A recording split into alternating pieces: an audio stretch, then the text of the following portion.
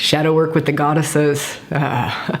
One of the most embodied ways of doing shadow work, one of the deepest ways of doing shadow work, one of the best ways to get past the mind is through working with Shakti, with divine feminine archetypal energy, with goddess archetypes. Why? Let's talk about why you want to hang out in this conversation until the end. Why? Because we can't talk about dark goddess shadow work or goddess shadow work without the energetic experience of it kind of starting to happen, without it being embodied and experiential. And so my aim in this conversation is not to just tell you about some myths of Kali and Lilith and Persephone and Medusa and Hecate, although we will do that. My aim is to open up those energetics to you. We all have these energetics in self, these capacities, these ways in ourselves, in our own bodies, in our own beings, of tapping into the potential that resides here. And so my aim is to activate that in us in this conversation. And something else is we will go into these 5 different archetypal energies, these goddess energies, these divine feminine energies, these flavors of Shakti. And it could be that the first one we go into is like the one that shifts things in your relationship to your partner.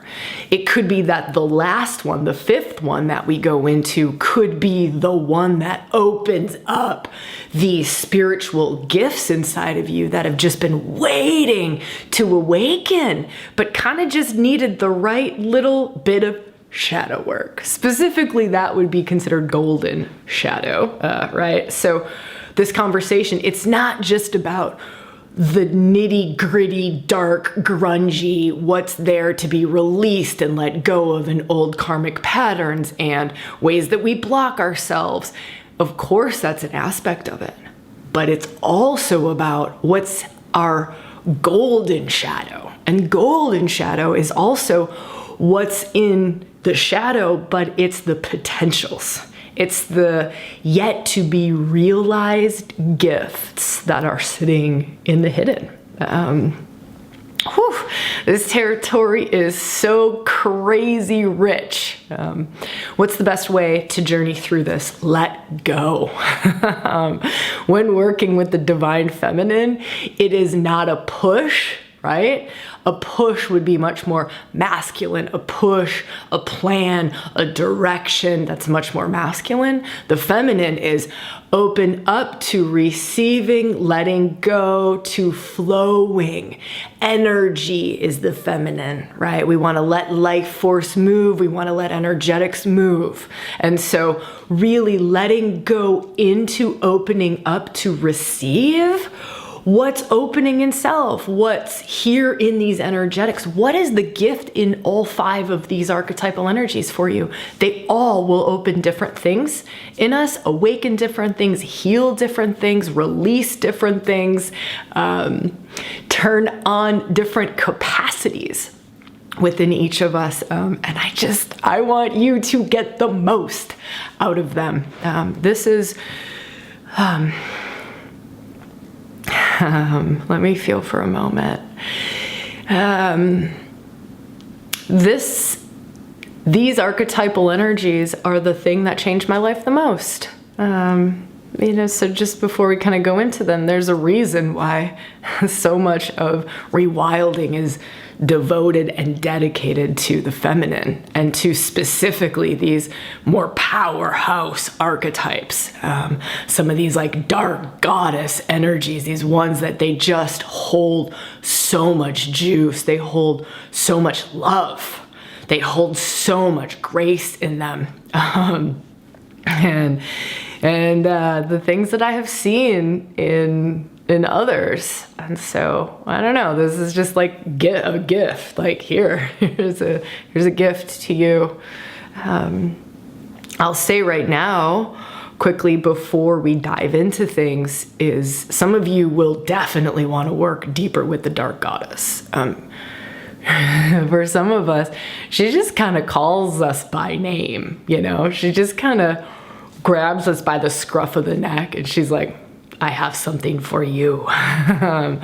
And so if that's the case and you're watching this conversation around the time it comes out, November of 2023, we're experientially journeying into this in ReWilding monthly. So in this month's membership, we're working experientially, energetically for 2 full hours in good and proper circle in this space, only available November 2023. So if you're like, whoa, this is singing my name, there's a way to go further and you'll find those details below. All right, I think we talked a little bit about shadow work already, talked about kind of the dark side of shadow work and the light side of shadow work, or we could say like the golden shadow, and we'll just say the dark shadow. Dark shadow is what more people are familiar with in shadow work, and the goddess energies, these particular, not all goddess energies, by the way, will bring up the shadow. They can. We can have shadow in any kind of flavor. So goddesses are just flavors of self.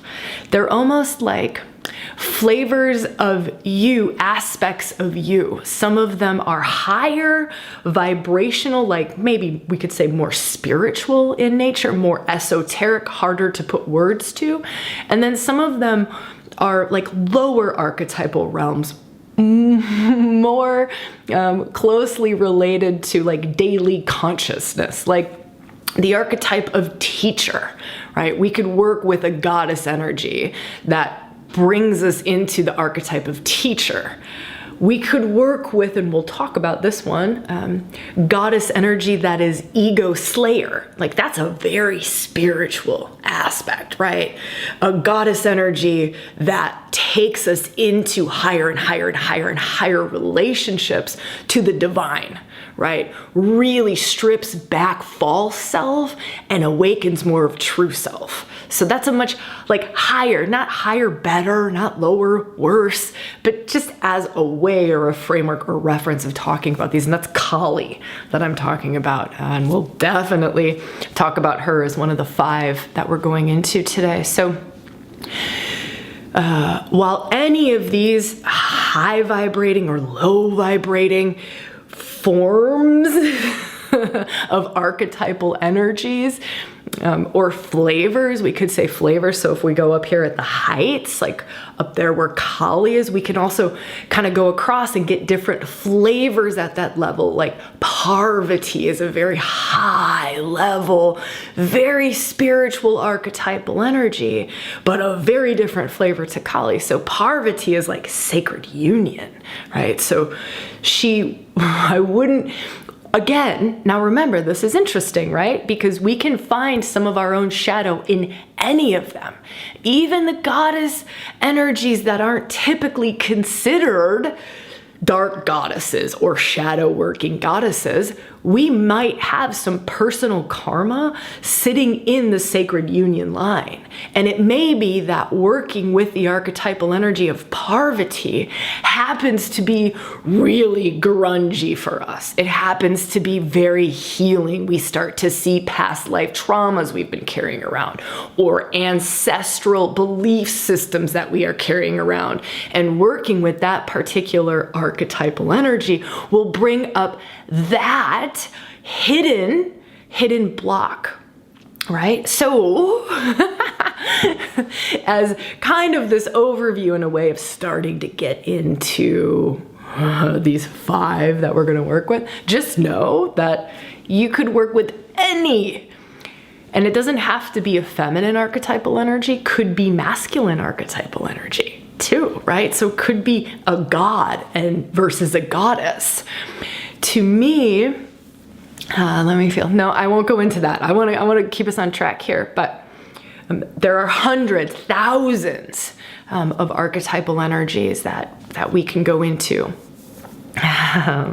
Okay. Now within that capacity to find some of our shadow, whether that be dark shadow or golden shadow, right? Things that can be healed or released, dark shadow, versus things that are to be awakened and gifts to be realized and purposes to step into and potentials that are just waiting for us to awaken to, right? That can be in any of these archetypal energies. There's kind of a group of archetypal energies that are known for shadow work. They're known for it. They're called the dark goddess. Dark in reference to dark, that which is hidden. Dark that is hidden. I mean, you could call them the shadow goddesses essentially, right? Because they just like hold kind of what the collective has repressed, what the collective has deemed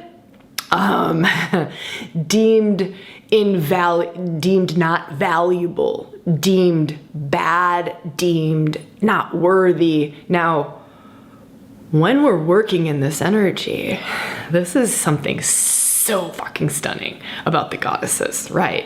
And especially these dark goddesses. They do not care about the collective value system. They do not care about human law, right? Human law, human value system. Like human value systems. Some of us have grown up in cultures where the good girl, there's high value on the good girl. High value on the good girl. There's low value on the girl who's fully embracing her sexuality, right? That's deemed bad girl, judged, demonized, and that's something that many will repress because the culture, the family system, were conditioned to put certain values on certain aspects and to devalue other aspects. Working in goddess territory, you go far beyond the collective value system, the social norms, right? This is why this is considered so liberating. This is why the dark goddesses are so incredibly liberating, and that's why they're such great shadow workers, because they will go, this aspect of you has been repressed, oppressed, it's been hidden, and it's waiting to be seen, accepted, loved, and integrated as an aspect of you. That's like shadow work definition 101. It's the integration of hidden parts of self or judged parts of self or repressed parts of self, right? And so the beautiful thing about working with divine feminine archetypal energy is that she goes far beyond human value system, right? It's like she has this capacity. Here's a way of feeling into this. She has this capacity to just like super goddess eyes, right? She just looks right through all of your layers, all of your armoring, right? She looks right in and she goes, this is your innate blueprint. Your innate blueprint is that you are a highly sexual being, and we are going to awaken that in you. Right? We are going to awaken that in you, even if that's been judged and demonized, right? That might not be the case for you. We all have this beautiful, unique blueprint, right? But what she does is she takes you to that. So this is also why the goddess is considered so amazing for taking us to true self, authentic self, right? Whole self. Right? Versus half alive, false self. I feel like I'm living a life that doesn't match who I am. This isn't even who I am, right? Those are like telltale signs of time to work with the goddess, right? Time to work with the divine feminine. And I don't want you to think working with the divine feminine is only for like aesthetics or people who are willing to travel to India to do it. It's not like that. She is so crazy accessible, so incredibly accessible. And my aim is to make her incredibly accessible to you in this conversation. Here's the thing. that I want to mention here is these energies work us in ways that go beyond the mind. So automatically we start working with divine feminine. We need to realize that it's a deeper form of wisdom and gnosis within us that's beyond what the mind can rationalize and comprehend often. So the longer you work in divine feminine energy, the more highly attuned your system gets. It's like your system learns to become conscious to the inner workings of the feminine within you, of the goddess within you, of Shakti within you, of life force within you, of how this energy moves within you. So I say that because I'm feeling that there are some potentially listening in this moment who are just like, wow, this is too much for me. This is way beyond my skill set, way beyond my capacity. I don't feel anything happening, right? It's oftentimes it's happening. If you're still here hanging out, we are starting to build the energy. This is another aspect of the feminine, is that it's the feminine. Here's an interesting thing. I love this because it's so tangible. It's so true. The feminine needs time to warm up. The feminine energy, goddess energy, Shakti energy, it's like it's warming up, it's building, it's building, it's building. It's the same with feminine sexual energy. It's the same with feminine sexual energy. There's a reason the feminine needs foreplay, right? You're building, you're building, you're building, you're building. The energy's opening up, it's awakening, it's increasing, it's increasing, it's increasing. It is the same with this conversation. It's really the same with any goddess practice, any divine feminine practice. Doesn't matter the body that you're in, doesn't matter the sexual preference that you have. It is innately feminine energy, right? You start to bring consciousness to it, which is what we're doing in this conversation. We're bringing our awareness to it. We're bringing our focus to it because this is what is in front of us right now, right? It's what you're focusing on if you're still here hanging out, right? We're now really starting to focus on it. And when we bring consciousness to it, divine masculine, we'll just do a little tiny thing on sacred union. When we bring consciousness, which is the masculine gifting, we increase the feminine gifting, which is the flow of energy, right? It's the flow of energy. And really when we work in the shadow territory with the divine feminine, it's the flow of energy. It's the flow of energy that releases the blocks. It's the flow of energy that brings the insights of, oh my God, this is my fucking purpose. It's the flow of energy that awakens these innate gifts. Like suddenly it just turns on your intuition. It just turns on your capacity to see, to know, to feel things that are way beyond the mind, way beyond the five senses. You don't know how you know it, but you just know it, right? It's the flow of energy. So if you think about Kundalini awakening, right? It's a flow of energy. It's a rising of the energy. It's an awakening of the energy. That's the whole premise of working in the divine feminine. It's the whole premise of working in the divine feminine. It's Shakti rising. Shakti is the wisdom aspect of the feminine. It's the feminine aspect of the divine, right? If there's two sides of the coin, they're the same coin. It's the same coin. Divine masculine, divine feminine, two sides of the same coin. You can't have one without the other. You just can't. But we're bringing consciousness, we're bringing presence to it, divine masculine. It brings the aliveness in the feminine. That's what's happening, right? And so just know, we're building the energy. That's why I need a long warm-up. That's why not a lot of people can hang out for the entirety of a ReWilding video, is because they're like, oh, well, man. And we all want the mind to be able to follow a logical, not all of us, a logical format. Like, Sabrina, what's the agenda? Where are we going? Give me 5 fucking bullet points. Well, I can't, because the whole point of this is to whip up a Shakti storm so that we can awaken something in you that wouldn't have awakened without the Shakti storm, right? So that we can heal something in you that wouldn't have healed without this buildup of energy. Yeah. All right. I feel like we're there. I feel like it's time to go into these 5 archetypal energies. All right. First on my list, it's Kali. That's who we mentioned in the introduction as a very high level spiritual. It takes me just a second to like shift into that particular Shakti, that particular flavor of the divine feminine. So when we start to feel into the energetics of Kali, we start to feel this devotion to the divine, this deep love for high spiritual wisdom, deep devotion to true self, deep devotion to and gnosis of oneness. Gnosis of oneness. Kali is also known for awakening us to the void, which for some, that's a state of consciousness that they work toward their entire lives, or sometimes multiple lifetimes, to access this state of consciousness that is the void, nothing, no thought, no thing, nothing, right? Kali's known for that. Kali is ego slayer.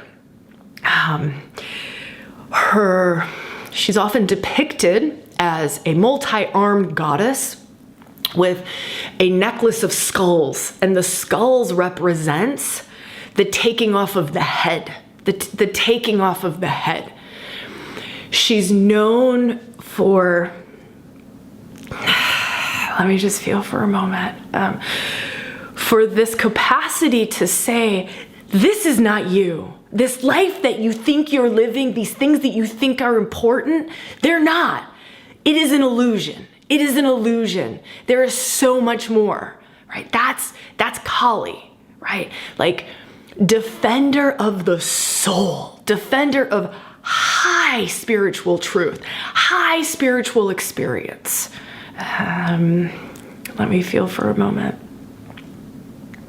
Kali's an archetypal energy that some very devout spiritual leaders or spiritual aesthetics will literally follow their entire lives. That is how full, wide, deep, high this particular archetypal energy is, and the amount of wisdom held there. It is an archetypal energy you could work with for multiple lifetimes and still learn from, right? Still learn high spiritual truths from. How do we bring this into daily life, right? So if I'm talking like high heights of high level spiritual wisdom, but how does that translate, right? How does that translate for you in daily life?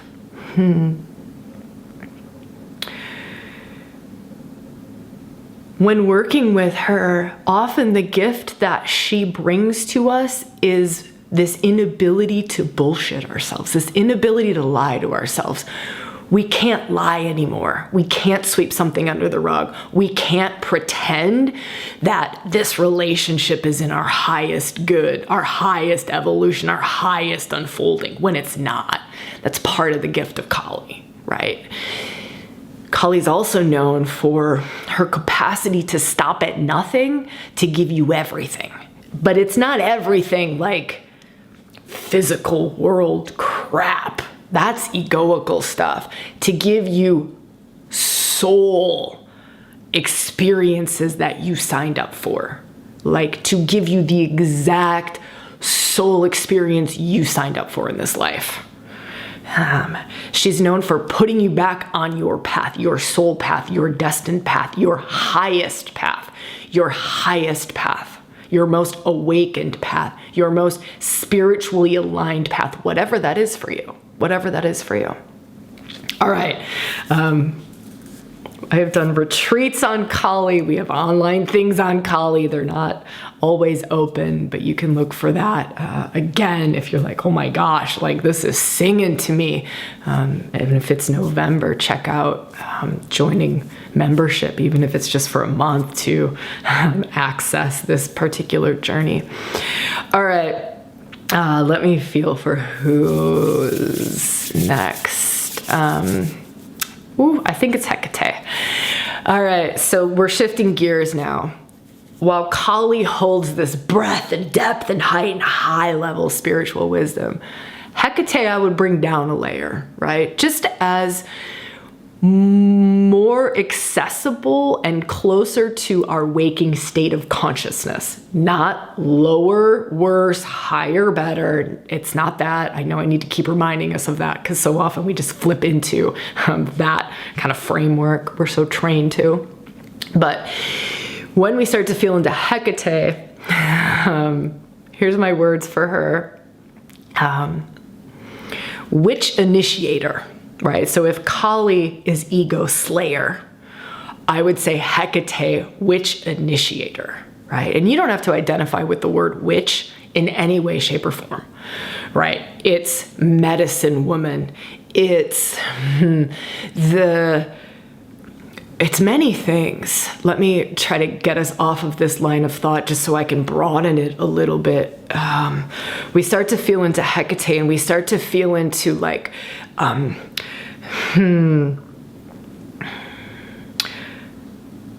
magic. Real tangible magic. We start to feel into our connection to the natural world. We start to open to rhythms. We start to come into a deeper rhythm, right? Like a rhythm with the night, a rhythm with the moon, a rhythm like they call Hecate. She's a triple goddess. She's connected to maiden mother crone. That's a rhythm, right? It's rites of passage. Hecate also brings rites of passage, like when a woman gets her first menstrual cycle, right? Her first bleed, that's a rite of passage into womanhood, right? Hecate would be a beautiful archetypal energy. And Hecate is also known to hold the blood mysteries. She's midwife, not just midwife of physical, like baby midwife, animal midwife, but midwife of souls. So there's a deeper level to her, like midwife of souls, this kind of holding. This is sort of where it starts to get a little bit higher vibrational, like a little bit more in the spiritual realms, is it's this holding the door open for souls to traverse between the worlds, like a soul to come into human form as that baby's born. Or when does the soul land? Maybe it's not when the baby's born. I know there's all kinds of different belief systems on this, but maybe the soul gets called in before conception even takes place, right? And that's a Hecate potential. Not only Hecate, remember there's thousands of archetypal energies. I'm just giving us a way to start to feel into some of these and the gifts, and just allow yourself to wake up to whatever. Remember, this is an opening up to receiving. Receive everything that's being given in this conversation. Receive it. Watch this 10 times, right? Watch it 10 times over. Because it's really an activation of what is this activating in you. It holds these flavors of Shakti, this conversation. We oftentimes have to be in a receptive state. So you can't be like driving a car, right? And doing 10 other things and only half listening. Like if you're present, remember bringing our consciousness to it activates the energy. So you have to bring your consciousness and your awareness and your presence in order to activate the energy of the feminine. So if you're not doing that, you might want to stop or listen to this all the way through right now while you're driving and writing and working and whatever else you're doing. But then listen to it when you can actually bring that divine masculine consciousness and presence so that the energy can move, because it won't move nearly to the degree that it can when you actually invoke your own awareness, your own consciousness, your own presence, divine masculine. You can't have one side of the coin without the other. So if you don't got your presence and your awareness, well, ain't much gonna wake up. All right, that's just my like little side note tip for how to get more and go deeper and activate more and awaken more and heal more during this conversation. Okay, so let's keep feeling into Hecate. I love working with Hecate as one of the first archetypal energies to work with in like women's circles around reclamation of the feminine, because she's so fucking accessible, right? Many of us can just identify with the witch within, and we love like full moon ritual, new moon ritual. Like, how do I come into a deeper rhythm with my natural world? Like, I can feel the witch in myself. Like, there is this witchy part that's drawn to tarot cards, and I like to create altars and like have my Akashic records read, and those sorts of things. Many of us can identify with it. So it's a beautiful energy to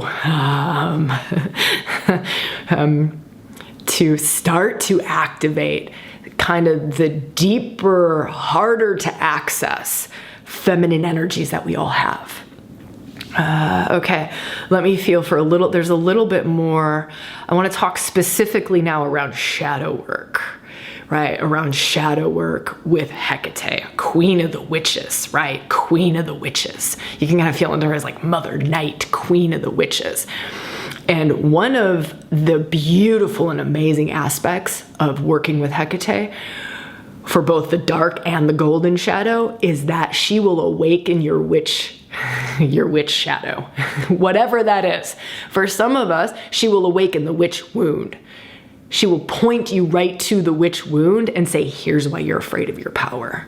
Here's why you're afraid to be this connected to your gifts. This is why you're afraid to be this witchy in the world. You're afraid you're going to be judged. You're afraid you're going to lose your family. You're afraid this is why you say you're going to yoga when you're going to a ReWilding for Women workshop, right? This is why you say you're meditating when you're howling at the fucking moon, dancing around, doing some wild shamanic drumming, embodied experiences. No, I was just at a meditation thing. I was just at a meditation thing, right? So feeling into that part of what Hecate brings us to, she's queen of the witches, and she's like, here, I will show you past lives. I will show you your ancestral line, and I will show you all of the reasons you are afraid to reclaim your witch. But she will, golden shadow now, let's talk about that. She will point you to reclaiming your own witch. We all have a witch, right? It's like, well, what are your witchy gifts? You could talk about it just in terms of very casually. What are your witchy gifts? What's your superpower? This is the way that we like to talk about it in the mundane. What's your superpower? Okay, that's essentially your witchy gifts. Hecate will awaken those. Some of them we already have a little inkling of what our superpower is. And so she'll awaken us to more of it. She's like, oh yeah, you've barely even opened up to it because you're scared of it. Because the last time you really opened to it, they burnt you at the stake, right? She takes you into this very unconscious, very hidden territory. Most of us don't know that we have it. Some of us know. Some of you right now listening to this, you'll be like, oh fuck. Like I'm feeling something, like I feel like I'm on fire. Some of you, that'll be happening right now. You're starting to cough, or you're starting to yawn, right? Or your eyes are starting to tear up, you're starting to cry. That's the deep unconscious talking to you. That's the shadow realm talking to you. It's saying there's something here. The mind can't go there. The mind doesn't know. The mind can't access it. It's in the unconscious. The shadow is the unconscious. Unconscious, not conscious. Hidden, not able to see it, don't know it. But the body, right? The body will start to show you. So these archetypal energies have a capacity to take us into those hidden places, to take us into the unconscious, to take us into the underworld so that we can access it. It's stunning what's available here. Stunning. If there was only one place that I could work for the rest of my life, it would be here. One place. If someone said to me, Sabrina, you can't work anywhere else, right? You can't work Sacred Union, you can't work da-da-da-da-da, you can't do all of these like high voltage, new earth awakening, sacred technologies, you're working at 0 point now with priestess training and all this other shit. If someone said, you got one place, I would work here. What's in the hidden? That's all I would do. What's in the hidden? What else is hidden? What else am I not seeing? What else? That's enlightenment. It's enlightenment. It's literally the path to enlightenment. Right? You are enlightening the dark. You are bringing light to the dark, enlightenment. You're just essentially making everything conscious.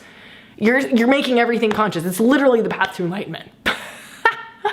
These glorious goddess archetypes, they have a capacity to get us into places that nothing else can. I have done shadow work in all kinds of different ways. I can't tell you. I mean, probably 50 different forms of shadow work. I've never seen anything like the goddess. I've never seen some of these other places get us into the places that the divine feminine can, right? It doesn't have to be through like the ways that I would facilitate and work with these archetypal energies, right? For some it's plant medicine, but you're working with the feminine. You call it her, right? That's her. It's the divine feminine, right? In a billion different forms. All right, that was another little tangent. Okay, let me feel. I think we're good on Hecate. I want to leave it there because I want to honor our time together and not get too wildly long in a YouTube video / podcast, depending on where you're listening to this. Persephone. Let's dive into Persephone. I've called her Queen Maker. Just as a short title, to help us all remember. So Kali, ego, slayer, Hecate, witch, initiator, Persephone, queen maker. She's a queen maker.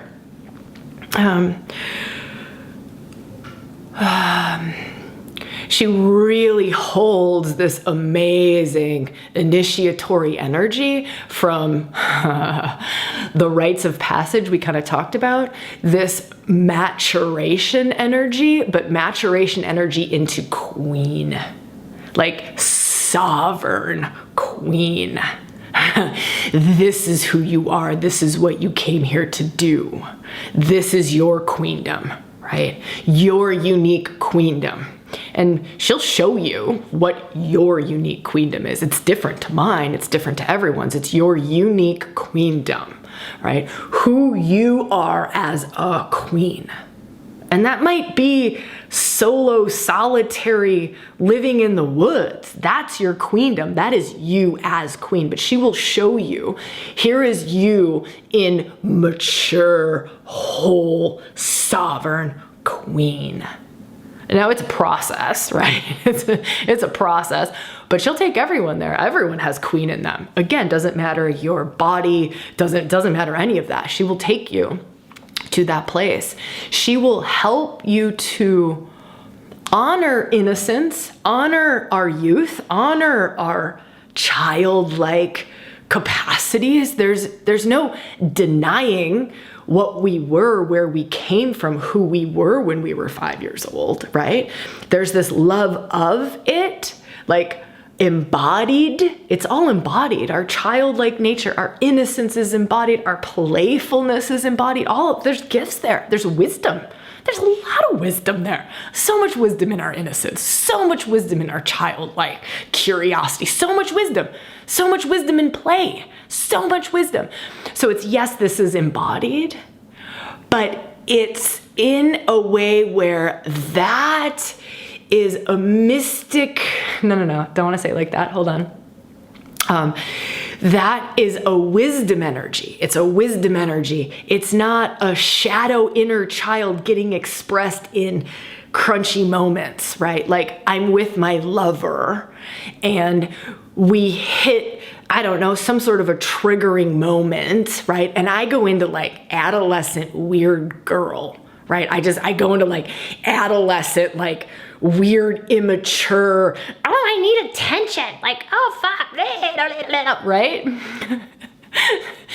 Part of the gift of Persephone is that it's like we are able to embrace, embody, come into right relationship with child, with adolescent, with adult, and with queen, right? We have all of these capacities in us, and they get expressed always in wisdom states, right? Like when I express my adolescent in a wisdom state as a gift of love moving through me, oh my fucking God, it's stunning, right? When I express my adolescent, like my adolescent innocence with my lover from a state of like love and light and high form of expression, oh my God, it's a gift, right? It could be the greatest flavor that he needs in that moment, and it's the greatest gift that I can give him.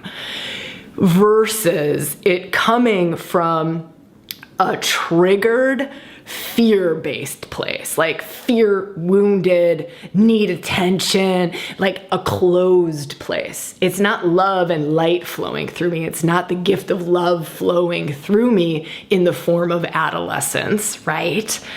It's a safety survival mechanism to the triggered moment that's happening. Part of what Persephone helps us to do is these different younger versions of ourselves. She helps us to come into right relationship with them. Yeah, right? And that's part of the shadow that she'll work in. She'll work in that shadow territory. So our innocence, our youth, our child, like we come into really beautiful high wisdom relationship to that.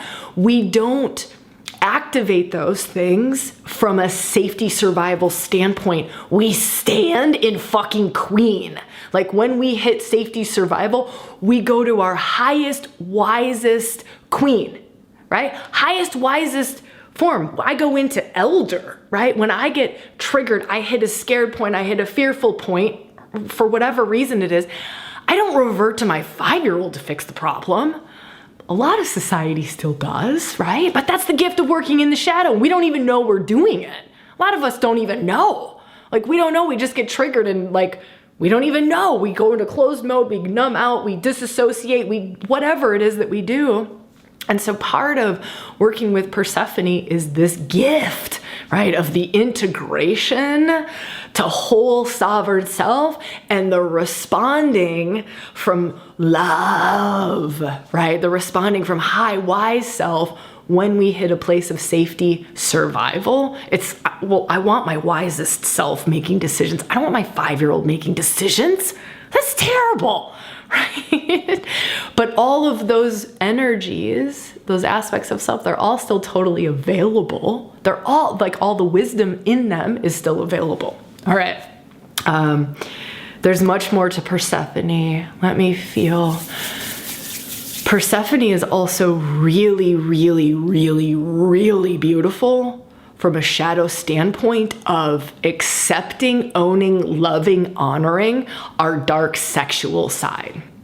The dark sexual side of the feminine, and I say dark because it's often hidden, it's not dark bad, but it's dark judged. It's also like dark judged. Many judge it, but the aspect of the feminine that holds power and submission. Isn't that interesting?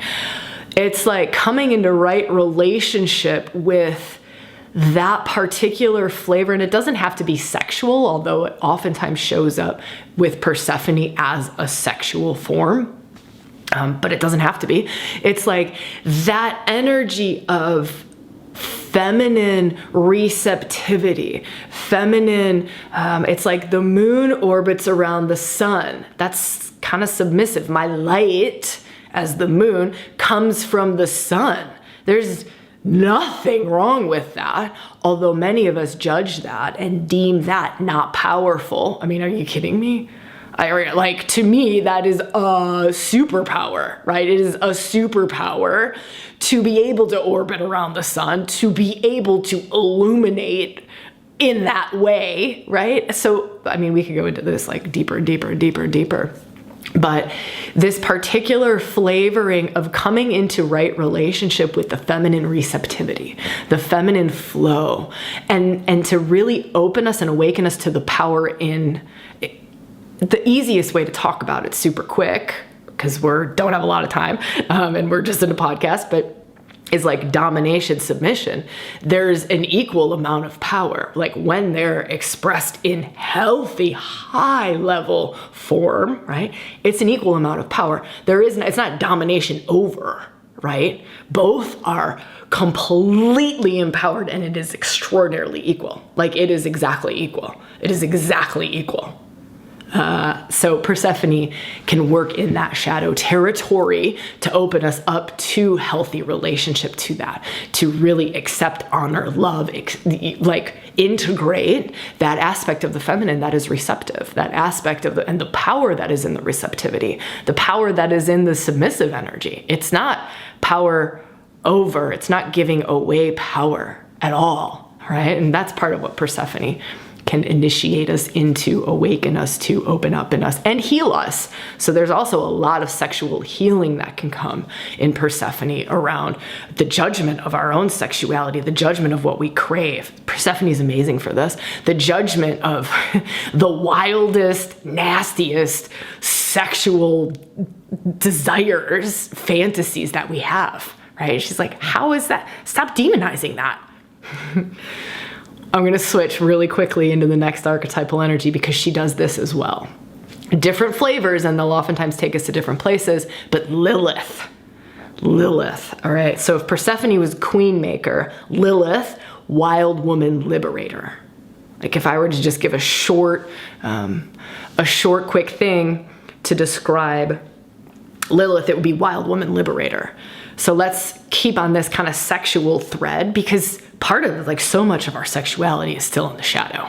So much of our sacred sexuality, of the power, the healthy power, the love, the connection, the capacity, like the potency, like, what are we able to do with sexual energy? We've barely even begun to scratch the surface of what's possible, right? Like, we're still demonizing it, judging it, putting it in a box and limiting the shit out of it, right? Like, it's ridiculous.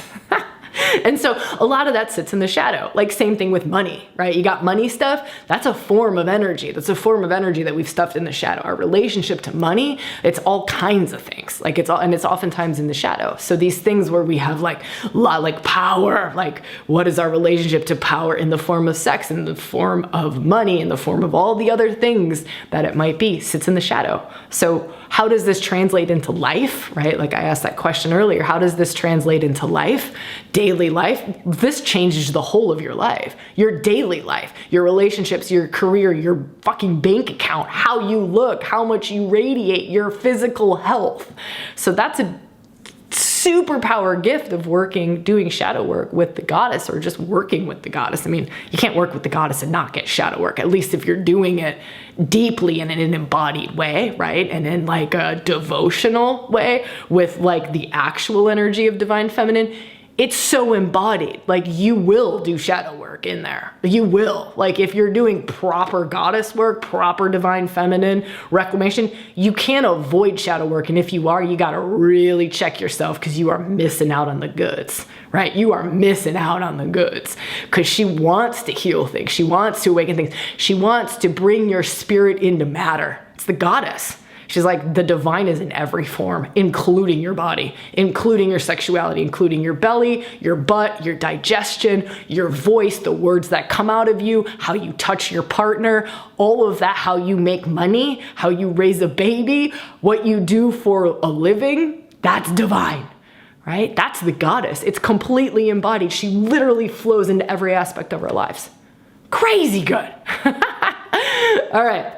Let's keep talking about Lilith, and we'll talk a little more on the sexual thread, and then we'll kind of open it up to more of Lilith. So Lilith, one of the aspects of the shadow that she is really well known for is sexual liberation, just sexual liberation. I mean, she is just like the full spectrum of sexuality, like the full spectrum. She doesn't care how feral it is, how nasty, how wild, how animal. Part of Lilith's gift is she will bring us into our animal nature, and she will say, and this too is divine. This too, love can flow through. This too, wisdom can flow through. This too, right? We judge like reptilian brain or animal brain, or we judge the shit out of that. That's gone in the shadow. Yeah, we've tucked that in the shadow.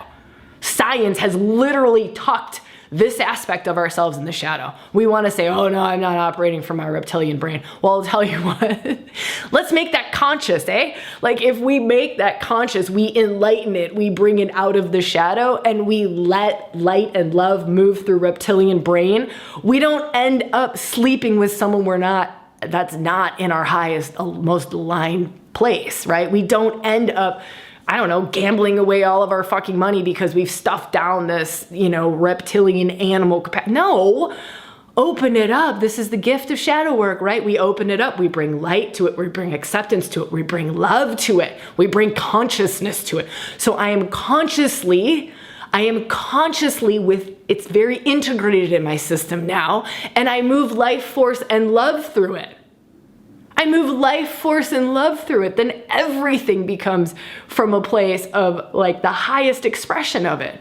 My animal feral side, right? Let's just go back to this lover, right? Sometimes my lover, he needs feral Sabrina, like needs animal, like just animal, like claws and like ripping him apart, wild, like bouncing off the fucking walls upside down.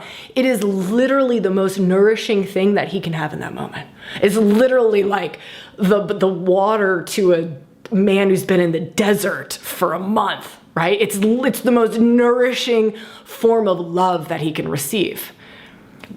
But if that wasn't brought out of the shadow and integrated in myself, I couldn't move love through it to gift through wildness.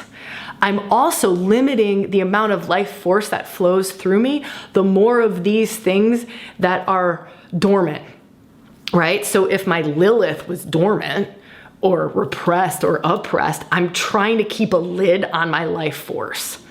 Like, just think about that. A woman who's been married, she gets a divorce. What's the first thing she does? Oh my God, she goes fucking crazy. Not everyone, right? I know that this is, I know when I got divorced, I went wild, right? I mean, it was like girl gone wild. I mean, you could like wild. It was just like, and the lid is off, right? So you can feel Lilith, wild woman liberation. She literally takes you to the wildest feminine aspects, the ones that we really judge as like feral, animal, primal. And she's just like, and this is divine. Don't repress this. Don't put this in the shadow. Don't pretend like this isn't here, because it will unconsciously, involuntarily squeak out of you in nasty sideways ways. This is the gift of working the shadow. Energy doesn't come out of you in sideways ways, right? It doesn't, because there's nothing to like manipulate it and tweak it. All right, so love will then flow through your wildest aspect. I mean, you could be in like wildest club. You're like in a wild club, totally free, like free. You're free. But the energy, and you're as wild as you fucking want to be, but the energy that's coming through you, it looks wild. But if you feel it, it's love. It's just love and light. There is no toxicity to it. There is no harm to it. It's not causing anyone pain. It's enlightening everyone. It's loving everyone. It's awakening everyone. It's a high vibrational energy moving through your wildest, most feral aspects. The goddess wants the divine to be expressed through everything, seen, like seen in everything, every aspect of you. She's literally showing you, and the divine is there too. And you don't have to say the divine is in like sacred, spiritual. It's just love and light, like high voltage love and light. That's in the highest good of the all of everything. Like it's just a form of love. It's just a form of love coming through in a wild, wild way. All right. We have one left, and it's Medusa. Medusa, if Lilith was wild woman liberator, I would use these words for Medusa: mask remover, right? Medusa, mask remover, because she's essentially, in her myth, right? She's wearing a mask. She's got the snake hair and she's wearing a mask. She's a Gorgon. She became a Gorgon before that. She was just this beautiful, very sexual, very luscious, very beautiful maiden. And then we won't go into the myth of this. You can look that up. But she becomes Gorgon. And so one of the gifts and the aspects of shadow work that Medusa really brings alive for us is this removal of masks, right? Like, what are the masks you're wearing? What are the masks you're wearing that hide your true self? So this is that shadow aspect of the goddess, so good at bringing true self. Wow, this light's gotten crazy. Isn't this funny? Like the sun set. It's so fun. Like, I love this. We start talking dark goddess. It's literally like we went into the underworld, which I love and think is so great. Well, now I'm super shiny. All right, we're good. Okay, so mask remover. It's really false masks that hide. Sometimes they hide your vulnerability. Hide your vulnerability. So, and we all know at this point, if you don't know, look up Brene Brown, vulnerability and the gifts of vulnerability. She's essentially talking about the feminine. I mean, it's another way of talking about. She's essentially talking about the feminine, the gifts of the feminine that we've denied, right? It's the greatest gifts of the feminine. She calls it vulnerability. It's feminine gifts. Isn't that crazy? It's feminine gifts. Yeah, maybe that's a big aha moment for you. Or who knows, maybe it'll be an aha moment in 10 years from now when you get into vulnerability. But Medusa, she also points us to what are our defense mechanisms. What is it that we're doing to seemingly keep ourselves safe that isn't serving, right? So these old patterns of safety survival that maybe worked when we were younger, or maybe worked in a past life, or they maybe worked in your ancestral line, but they're actually not serving anymore. They're just a habitual unconscious shadow, hidden, don't know about it, patterned response. So it's like this situation happens, someone, I don't know, let's just say someone looks at me with kind eyes, right? Someone, just a stranger, looks at me with kind eyes and a smile. But my defense pattern is like, oh boy, danger, stranger danger. right? Stranger danger. And I'm not reading the moment. I'm not even present to the moment. I'm not feeling in. I'm not intuitively, I mean, this person may want to give you $1 million. I'm totally being crazy here, but they may want to give you $1 million and all you had to do is smile back at them, but you can't because you're so programmed to stranger danger that you're literally, you turn into the Gorgon Medusa and you give them the death stare and you're just like, ugh, right? So part of the gift of working with Medusa is she will show you these hidden unconscious defense mechanisms when we get triggered and where it's like a false triggering. I mean, sometimes it's great. Sometimes those defense mechanisms are needed. I'm not gonna, like, we live in a world that not everyone who's smiling at you wants to give you $1 million. That is not what I'm saying at all. Like, that's totally the case. But it's that she helps you to stay present to the moment, to stay connected to intuition. All of them do. But Medusa, to stay connected to your intuition and go, this is what's happening in this moment.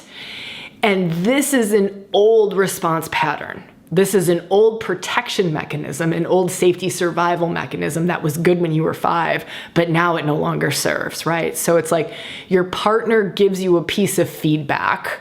Let's say it's a really good piece of feedback, but the way that you protect yourself is to armor up. Like you put a mask on, you armor up, and you can never receive it. See, the vulnerability is also the receiving of. You need to take off the mask, take away the armoring in order to receive the wisdom. But sometimes I can't even be open to the wisdom because I'm being so fucking skeptical or because I'm so afraid of getting my fucking feelings hurt. Because when I was 5, right, I lived in an abusive household. And so anytime anyone had any kind of criticism for me, I had to put the wall up. Otherwise, I'd have zero self-esteem. But now it doesn't serve because my partner is genuinely giving me some beautiful feedback on, I don't know, how to take my career to the next level, but I can't fucking receive it because I go into autopilot, defense armored up. And so Medusa, if we were just gonna simplify this, because I wanna wrap things up here for us, we're just gonna simplify this. Medusa is, armor, false armor, unnecessary armor. Like, where have you armored your heart? You're like, I really want to feel love. Well, you can't because you've armored your heart so fucking hard and wildly. Like, ain't no love getting in there. There's love all around. People want to love you. That stranger with the $1 million, maybe they wanted a relationship and that's the greatest thing that you want, but you can't receive it because you got so much damn armoring around your heart, but you don't know it. You've got a mask on, you've got all this like protection. You're walking around the world with a snowsuit on and all you want is love. Like, I just want to feel love. I want someone to see me for who I am. They can't, and it's not their fault.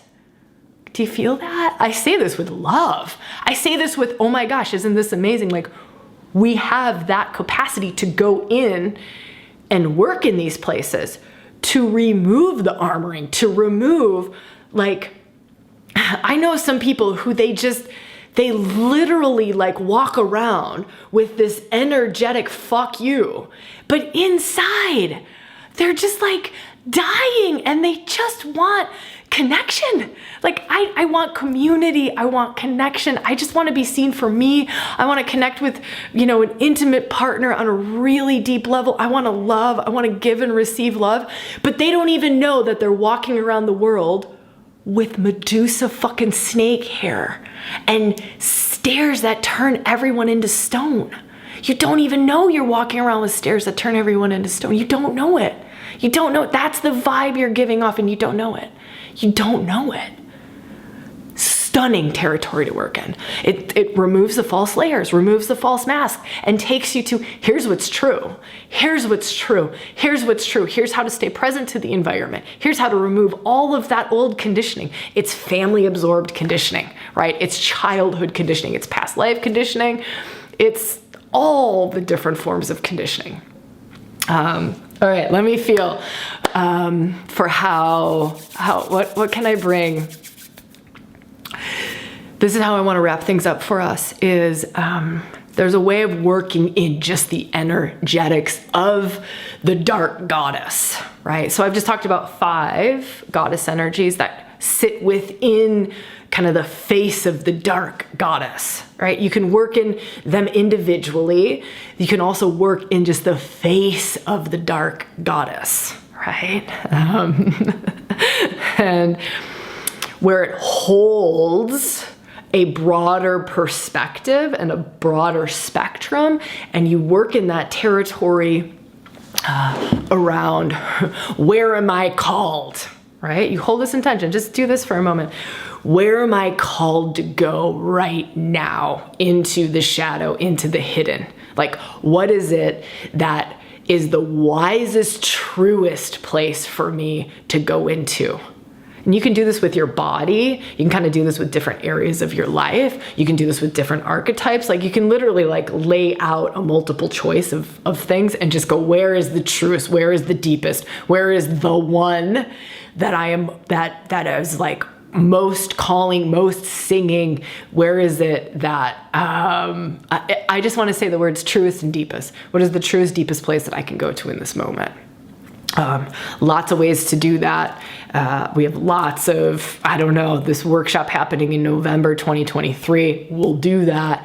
There's a dark goddess workshop that's always available on our website. That's another option if it's not November 2023. That was created a few years ago. If that stings and you're just like, oh my God, I need dark goddess and it's not November, Sabrina, I would say that's the backup. That's kind of like plan B. Plan A, I would say, if it's around November and this is singing in any way, this is the energy. I'm literally holding that workshop in 18 minutes from now. So it's all of this energy going into the experiential journey of it in 18 minutes. I mean, you'll get the replay, obviously, because this won't come out until tomorrow, but it's this energy carrying it into a live circle, a 2-hour sacred circle, a journey into this, the experiential journey with this energy. So if that's singing, right, like that's the greatest thing that you could do. Okay, so much love to you all. Would love to see you in the comments. I'm always there for the first 2 days after a video comes out. Otherwise, my team is there. If you loved this, hit the like button. If you don't want to miss any more of this kind of content, hit the subscribe button so you get notifications. I think the bell helps you to get notifications, but you do what feels right for you. I'd love to connect though, right? It's one of my like favorite things is to witness you all, right? To hear from you all, because this is always me.